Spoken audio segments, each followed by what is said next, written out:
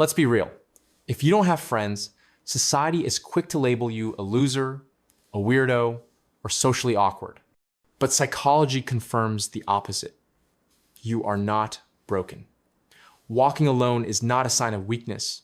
It is proof of a different operating system. You don't accept shallow social relationships. You are allergic to fakeness, and your standards for trust are higher than the average person's. You are not isolated by society. You are self-protecting your own peace. Here are 5 psychological mechanisms explaining exactly why your solitude is actually a hidden strength. Reason 1, you cannot tolerate fake people.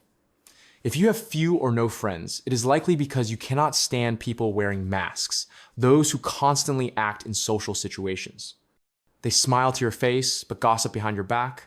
They flatter to get what they want and manipulate emotions to control relationships. Psychological research shows that as people become more self-aware, their tolerance for inauthentic behavior drops sharply. This is called inauthenticity sensitivity, a common trait in individuals with high emotional intelligence. Imagine you are at a cocktail party where everyone is laughing and talking. Someone gives you a hollow compliment.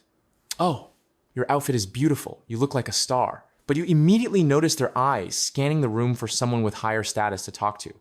Your brain, like a sophisticated scanner, instantly detects the mismatch between their words and gestures, the smile that doesn't reach their eyes, the fake, high-pitched tone. The result? You feel drained, as if you are breathing polluted air. Instead of trying to fit in, you choose to retreat, because you would rather be alone than sit in a crowd full of amateur actors. In modern society, most social circles are full of this type of person. They smile in front, stab in the back, a phenomenon psychology calls duplicity, often stemming from the fear of being excluded. But you are different. You protect your inner peace by keeping your distance, not because you are antisocial, but because you are practicing a form of psychological self-defense. Harvard studies on mental health show that people who avoid fake relationships have lower stress levels and greater long-term happiness. For example, think of an office worker. Colleague A always sucks up to the boss to get ahead, while you choose to do honest work. As a result, they have many surface-level friends, but you sleep better because you don't live in fear of betrayal. If you recognize yourself in this reason, be proud. Being allergic to fakeness is not a weakness. It is a sign of emotional maturity. You are choosing quality over quantity, and that helps you avoid countless unnecessary troubles, like office drama or toxic relationships. Reason 2, you prioritize depth over quantity in all relationships. People with no friends aren't avoiding relationships, they just avoid shallow ones. Research from social psychology, such as the relationship quality model by psychologist John Bowlby, shows that individuals with deep thinking patterns prioritize depth over numbers. They don't want conversations like, "How was the weather today?" or "What are you doing this weekend?" Things that no one truly listens to or cares about. Imagine you are at a gathering. Everyone is laughing, sharing surface-level work stories, or showing off their latest vacation on social media. But you are different. You want to dig into truly meaningful topics, like what makes humans truly happy? What is the psychology behind loneliness? Or what hidden drivers make us act this way? If the conversation lacks depth and doesn't touch the core of emotion or intellect, you feel like you are wasting time. Consequently, you choose to be alone rather than forcing yourself into empty connections. This stems from how your brain processes information. Deep introverts often have more complex emotional processing systems, making them crave authentic connection.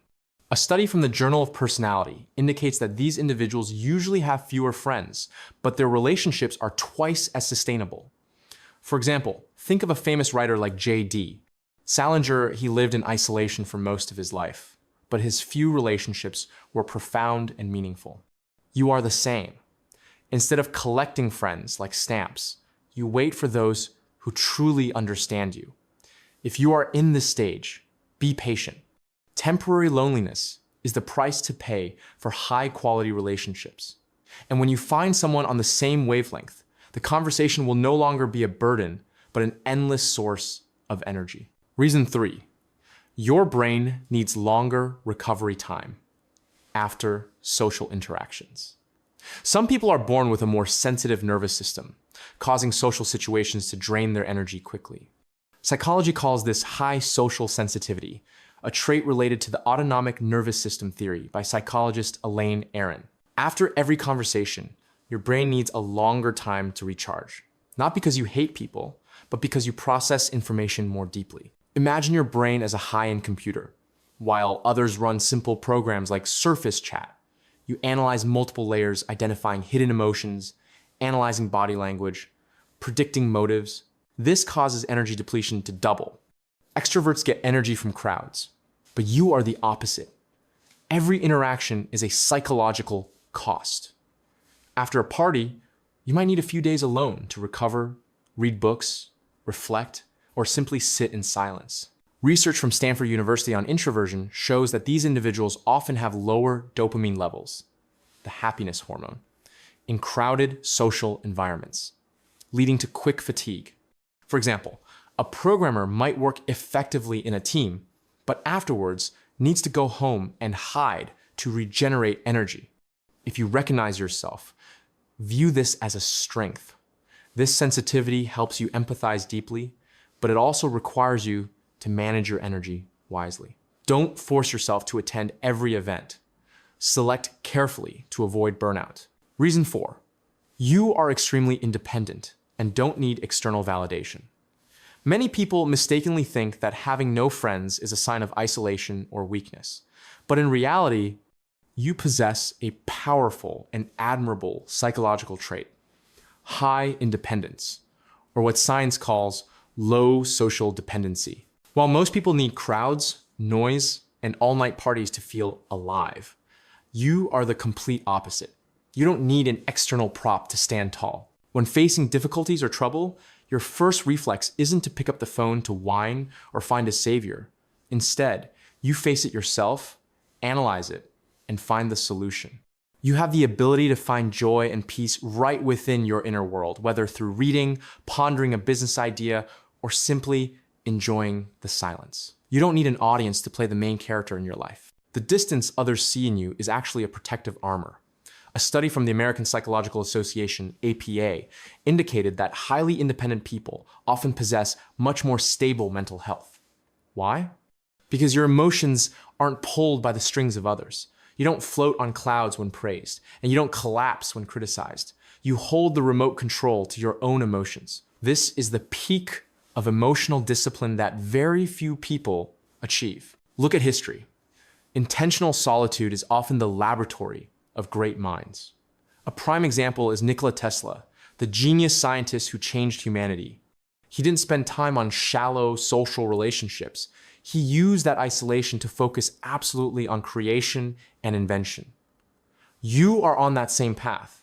Instead of wasting energy on useless gossip, you pour your strength into building your own world, where you are free to create and pursue your passion without being disturbed or judged. Finally, the fact that you have few friends isn't because you don't know how to make them, but because your standards are extremely high.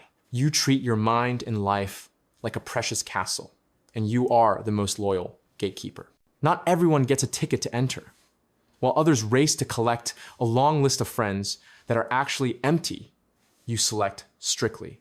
You would rather be alone than let negative, toxic, or undisciplined people enter and dirty your living space.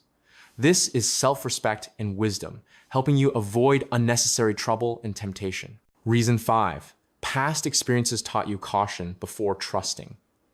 People who choose a lifestyle with few friends often share a deep commonality that outsiders rarely see. You carry painful lessons from the past. Maybe you experienced painful betrayal, were abandoned when you needed help most, or grew up in an environment full of toxic people. Psychology calls this state a raised trust threshold. Imagine your brain, after trauma, automatically upgraded its security system. It's like installing powerful antivirus software after a computer was attacked. According to research on attachment theory by psychologist Mary Ainsworth, once basic trust is broken, humans no longer naively give their hearts away easily. You become more vigilant, observe more closely, and this is a completely healthy reaction for survival. You are no longer the person who rushes to make friends after just a few social greetings. Instead, you apply a natural but very strict screening process. You observe others from a distance, not just listening to what they say, words or wind, but scrutinizing what they do over a long period. You need to see consistency between promises and actions, and honesty in the smallest things. If someone doesn't pass this time test, they are never allowed to enter your inner circle. For example, if you were ever stabbed in the back by a best friend for money or personal gain, that pain taught you the most valuable lesson. Trust is expensive. It cannot be given to cheap people. Your current caution is not paranoia or illness, but a smart defense mechanism. It is a shield helping you avoid repeating old mistakes, avoiding being dragged into toxic relationships that can lead to guilt, addiction, or legal trouble. The result of this strictness is that you have very few friends, sometimes even just yourself. But in return, that small circle is extremely safe, sustainable, and high quality. You eliminate hypocrites and those carrying negative energy. You would rather live alone in peace and control than be surrounded by a crowd while always fearing betrayal. This is the choice of a mature and brave person. In summary, if you have few or no friends, don't think you have a problem. Your brain works differently, more sensitive, deeper, more independent, and more protective. You possess a rich inner world, sharp intuition, and high self-awareness qualities that many people spend a lifetime trying to cultivate. Sometimes, the strongest souls choose to walk alone for a while. If you want to discover more about personality psychology, things schools never taught, follow for more content. The next video might reveal something about yourself that you never realized.